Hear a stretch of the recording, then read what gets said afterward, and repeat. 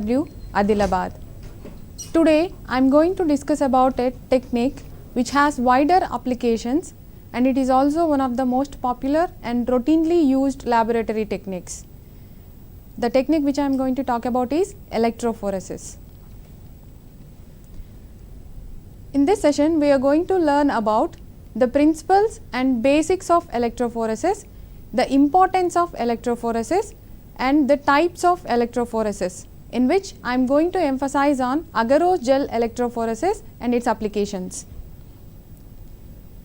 The technique electrophoresis became popular by the works of a Swedish biochemist, Dr. Arne Theselius. He is also well known as father of electrophoresis. He is very interested in separating serum proteins from the horse blood. For this, he chose a technique called moving boundary electrophoresis. For his works, he got awarded with Nobel Prize in 1948.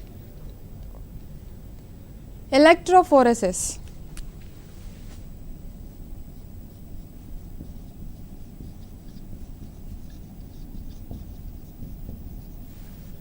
The word itself is indicating that there is an involvement of electric system, and phoresis means migration or movement. So, the migration of charged particles under the influence of electric field is called electrophoresis. What are charged particles? Any particles which carries charge on its surface are called charged particles.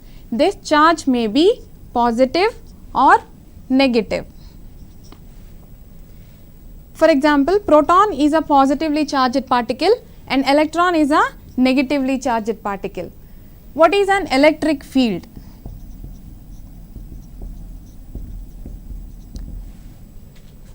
Electric field is the region between two oppositely charged electrodes.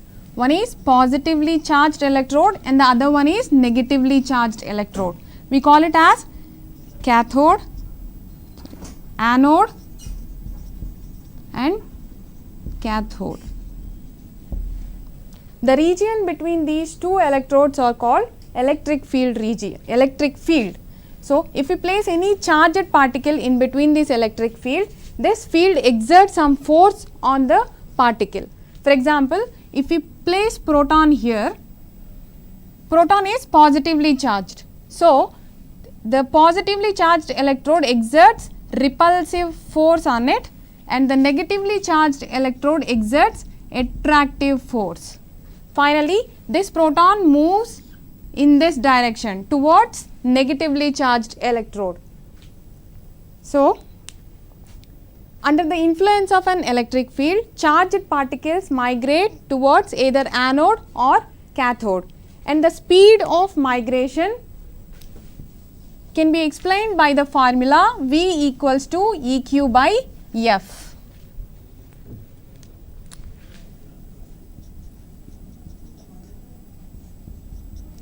Here V is the velocity of the migration of a molecule and E is the energy of the electric field and Q is the net charge of the molecule and F is the frictional coefficient.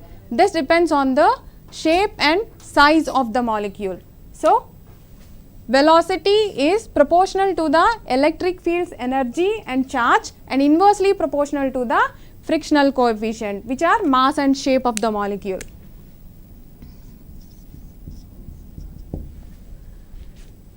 So, imagine two rocks, one is a small one and the other one is a bigger one. If you want to move these rocks from place A to place B, which one takes more time and energy? Bigger one, right? Why? Because of its mass, it demands higher energy and also takes more time to move. Just like that, the particles which we are going to separate are also, if they are having high mass, then it would drag the molecule behind from the migration. Okay. If we see the electrophoretic mobility, mu, which is equals to electric field and the velocity of the molecule. So, if we substitute this formula here, E cube by F into 1 by E, it would be Q by F, charge and frictional coefficient, which is mass and shape of the molecule. So, electrophoretic mobility is proportional to the charge and inversely proportional to the mass of the molecule.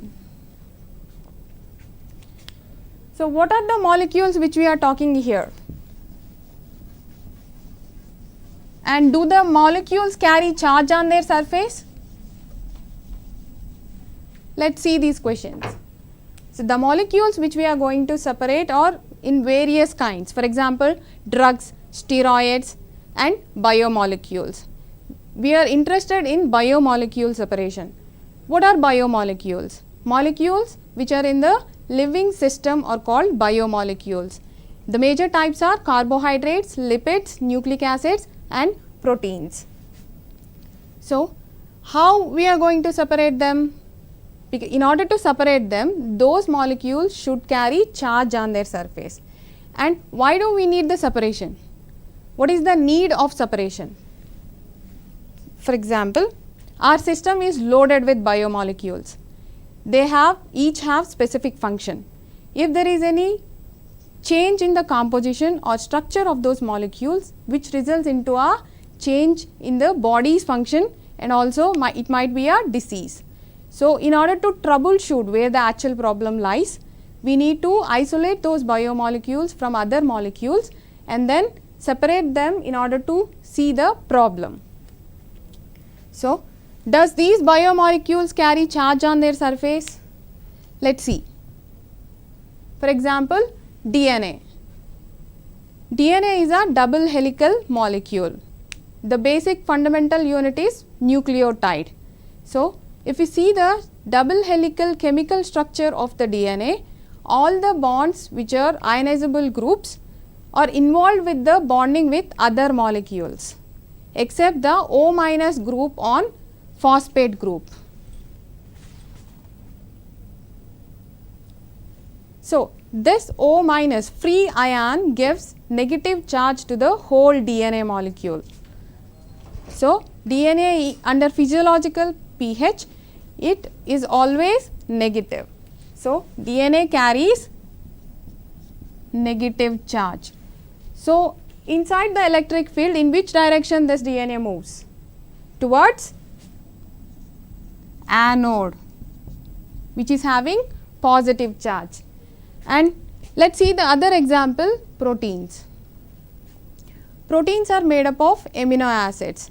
If we see the basic structure of amino acids, here it has one amino group and one carboxyl group. These are ionizable groups. So, and this R group can also have a charged side chain.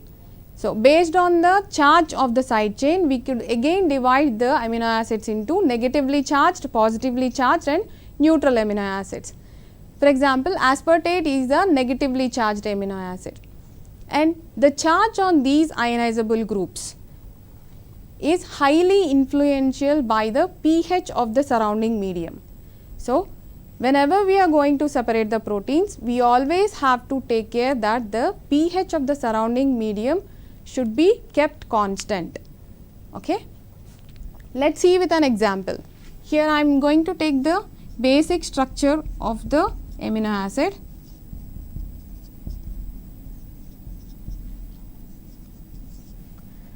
Now, the net charge is 0, 1 plus and 1 minus cancels each other and the net charge is 0 now. This state could be called as Zitter ionic state, and the pH is the isoelectric point. Okay? And if I increase the pH,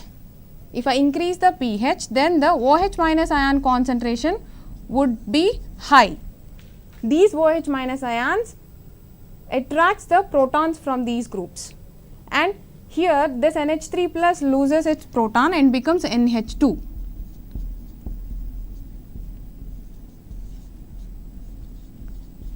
So, what is the net charge here now?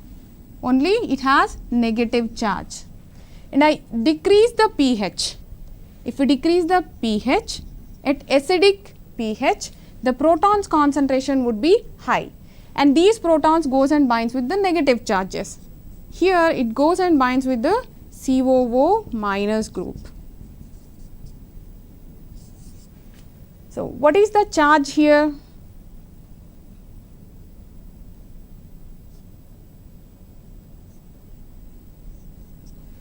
Positive, right?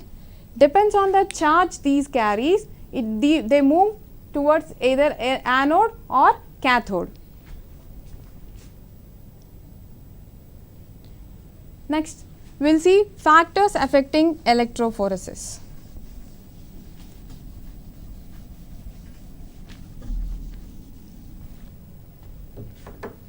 Both intrinsic and extrinsic factors affect the process of electrophoresis. Sample properties comes under intrinsic factors.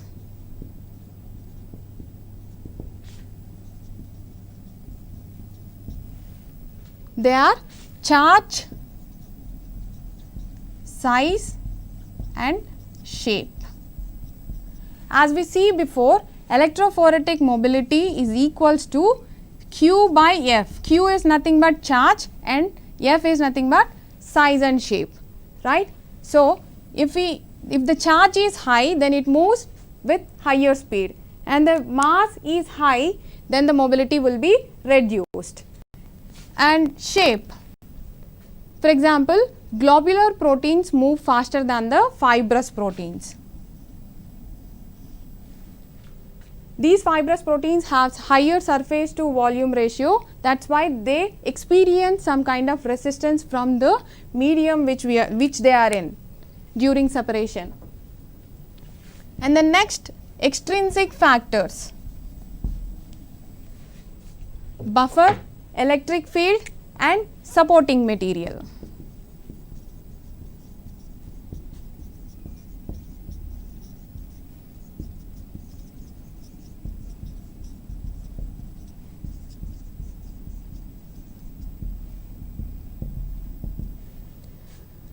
Whenever we are going to choose the buffer, we need to consider the properties of the sample. For example, as we see the proteins charge could change with the pH of the surrounding medium. So, we need to make sure that the buffer which we are going to use for the protein separation should have the pH higher or lower than the isoelectric point, not at the isoelectric point, because at that isoelectric point the charge on the protein would be 0 and it won't move at all. And the ionic strength of the buffer should also be considered. The buffer's ionic strength should not exceed the sample's ionic strength. It will slow the migration of the sample's separation. And electric field, this has voltage, current and resistance. This could be explained by a simple Ohm's law.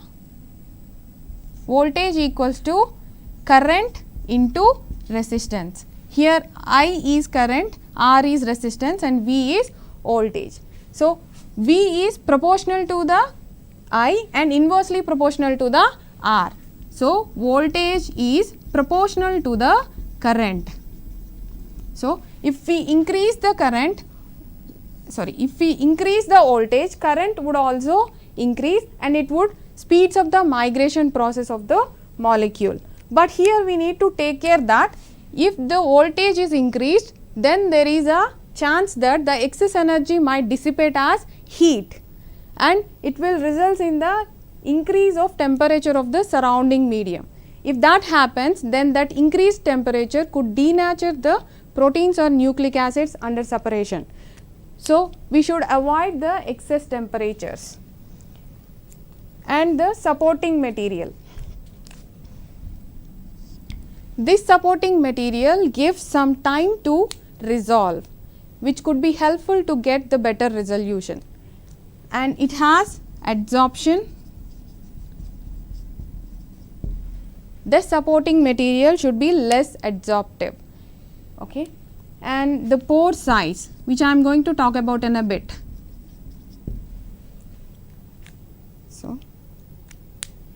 these are the factors influencing electrophoresis. Whenever we are running the electrophoretic system, we need to take care that these factors should be kept constant, and in order to get the maximum migration speed and better resolution.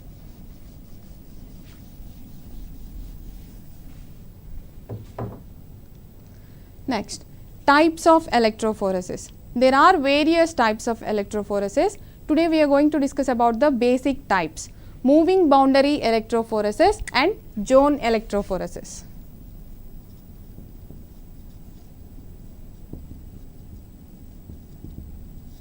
Moving boundary electrophoresis is also called as free electrophoresis because there is no involvement of supporting material here.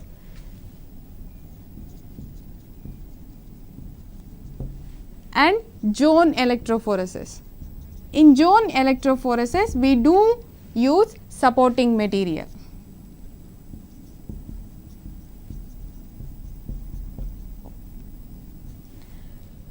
Based on the type of supporting material we use, again it could be divided into paper electrophoresis and gel electrophoresis. Here the support is paper, here it is gel.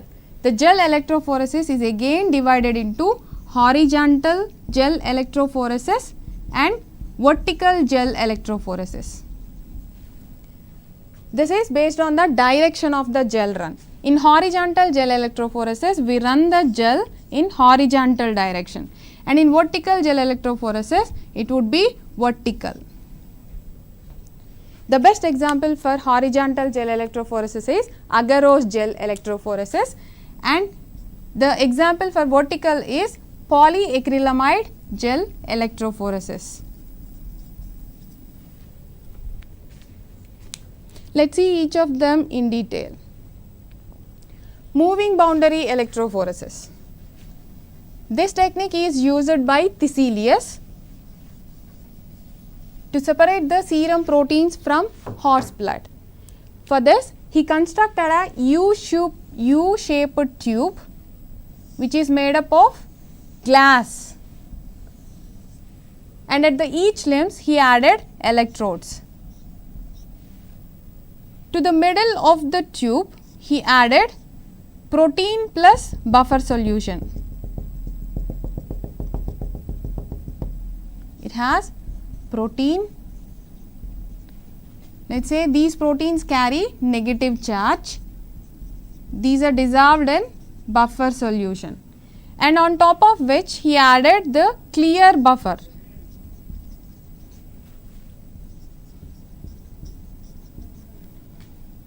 This is clear buffer. So, and here he also attached a optical system called Schilleran optical system.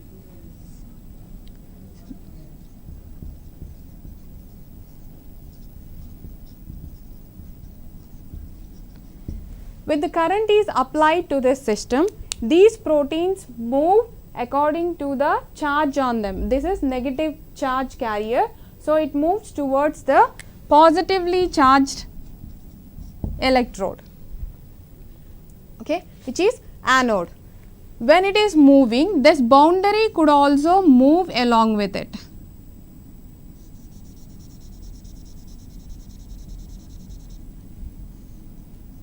So, here the boundary is moved from here to here. Through these glass walls, we could see the movement of these boundaries. So, here it is ascending, and in this way it is descending from here to here. That is why this technique is called moving boundary electrophoresis. And this optical system, whenever a protein passes of this system, it gives a peak. It gives a single peak for each protein. In this way, with serum proteins in the horse blood, TSWREIS got 4 peaks for 4 different proteins. Those are albumin, alpha, beta and gamma globulins.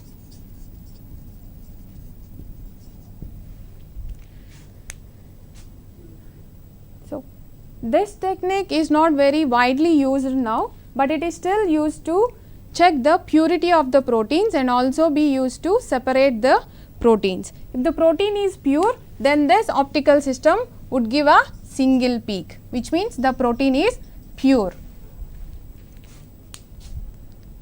Next, paper electrophoresis. In paper electrophoresis, the supporting material is paper. In order to run the system, first the paper should be dampened with the buffer solution which we are going to use, and the sides, either sides of the paper should be immersed in the gel tank, buffer tank, and this buffer tank is connected to the electrodes. And the sample which we are going to separate should be applied at the middle of the paper, and based on the charge by mass ratio of the sample particles, they move towards either anode or cathode. So, positively charged particles move towards this side and negatively charged particles move this side, and based on the mass, bigger molecules migrate slower than the smaller molecules. Once the run is complete, we need to take it out and stain it with the dyes. If it is a protein sample, we have to dye it with the protein dyes, Kumasov brilliant blue or bromophenol blue. Once we dye it with those stains, we could see the colored spots for the separated sample particles. And this technique is easy to perform and also less expensive. And next is Agarose gel electrophoresis. Here we use the reagents agarose, buffer, fluorescent dye in case of nucleic acids, and sample buffer and DNA ladder. Agarose. The polymer which we are using here is agarose. We have to dissolve the agarose in buffer solution in order to prepare the gel. These gel polymers makes a matrix with pores in it, and the pores could be bigger or smaller based on the percentage of the gel. Here it is having small pores. Let us say this is 1% agarose and it is 3% agarose. Based on the fragment size of the sample, we have to select the pore size. 1% agarose has bigger pores and 3% agarose has lesser pores, smaller pores. And the buffer TAE or TBE, tris acetate EDTA or tris borate EDTA. And the fluorescent ethidium bromide, acridine orange or cyber green, etc. These fluorescent dyes act as intercalating agents and they insert themselves between the stacked bases of DNA. In that way, we could visualize the DNA when it is exposed to the UV light, because DNA itself is not fluorescent. And the sample buffer has bromophenol blue, which act as a tracker, and a glycerol. Glycerol gives density to the sample.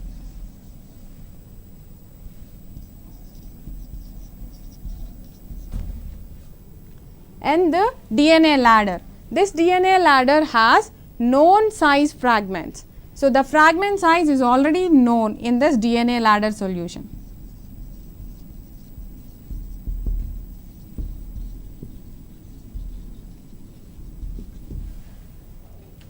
We can separate various molecules by using agarose gel electrophoresis, but nucleic acids are the best ones to separate by using agarose gel electrophoresis. In order to prepare the gel preparation is also called as gel casting.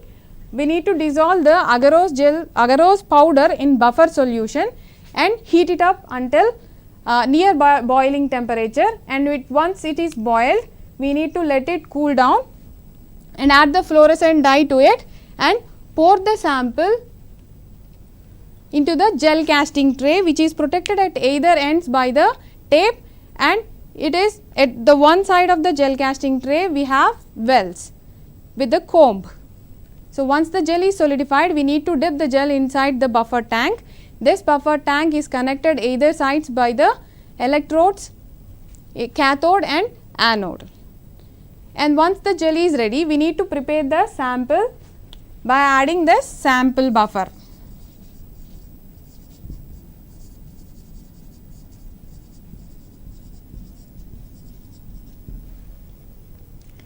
In this sample buffer, glycerol gives the density to the sample, so that when we add the sample to the wells, the sample goes directly into the bottom of the well instead of diffusing it. In this way, we could reduce the loss of the sample. Here you could see in this picture, once the power supply is on, the sample started migrating. Here low molecular weight molecules migrate faster than the high molecular weight molecules. Once the gel run is complete, we need to analyze the final image. This would looks like this. It is the gel dark which we use to analyze the samples. And applications of agarose gel electrophoresis. It is one of the most important downstream applications for PCR related techniques like DNA fingerprinting, disease diagnostics, DNA sequencing, and also it is going to be used to check the DNA protein interactions. In DNA fingerprinting, the other applications are paternity testing and adulteration detection. Let us see this image. In this image, these DNA profiles are prepared by the DNA isolated from crime scene and the suspect samples.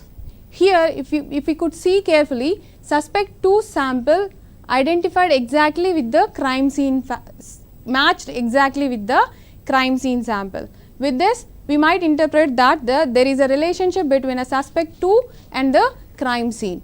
Here, we isolated hemoglobin protein from sickle cell individuals and normal individuals, and this S and A is the carrier's hemoglobin protein.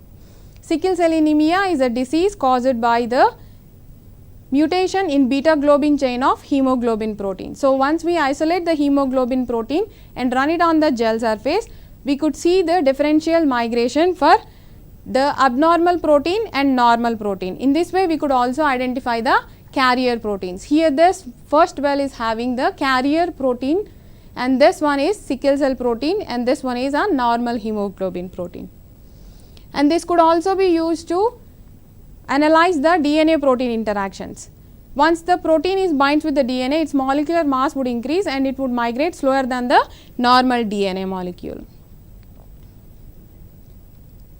Here is a self assessment for you. These are all potential questions for your PG preparation. Whenever you study something, try to apply that. That will help you to understand a lot. Thank you for giving this opportunity. Thank you.